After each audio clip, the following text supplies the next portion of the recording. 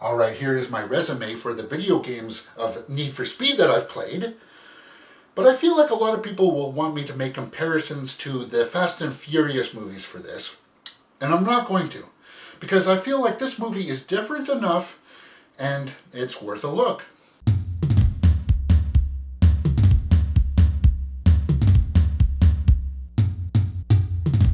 Alright, this is my review for The Need for Speed that is directed by Waugh. And it stars Aaron Paul, Dominic and Imogen Poots. And it tells the tale of a street racer who goes to jail after being in a race where his friend dies and his rival is responsible. And once he gets out, he races across the country to get in a race in California so he can face his rival and get redemption. I'm not spoiling anything, that's all in the trailer. Alright, let's talk about the acting. I thought all the leads were pretty good. I mean, Aaron Paul was solid. But what stood out for me was actually the supporting cast. Scott Mescudi and Rami Malek each had their moments to shine and scenes in which they made you laugh. If there had to be a weak link though, I think it would probably be Imogen Poots as the token eye candy, but I'm not complaining.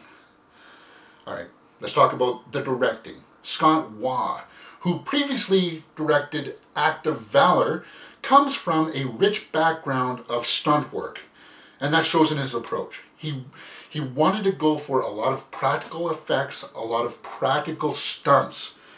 And boy, that really translates to the cinematography because this is very well shot.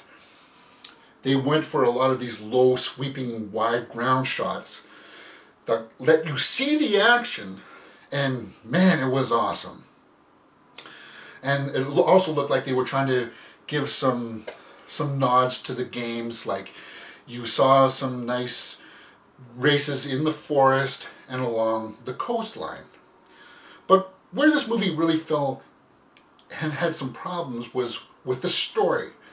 It was just a bit too long. I mean, they did take their time to establish the characters, to establish the rivalry, but I felt like they could have cut out at least 20 minutes of that and we still would have been fine. Because that's all established in the trailers and in the setup. I mean, there are some glaring plot holes. There are some weird, oddly placed pauses in the storyline. But you kind of have to remember what kind of movie we're watching here. So, overall, I liked the car chase sequences. I really liked the cars. And I liked the nods to the Hot Pursuit games where the cops came in. They were trying to set up roadblocks. All that stuff really worked for me. Okay, so if I have to rate this movie, which I am about to, I would give yes to acting. I would say yes to cinematography. Half a point for directing. And from how I felt about it, I would give it a 3.5 out of 5. That adds up to a 6 out of 10 for The Need for Speed. Alright, if you've liked what you've seen, please hit that thumbs up button and subscribe.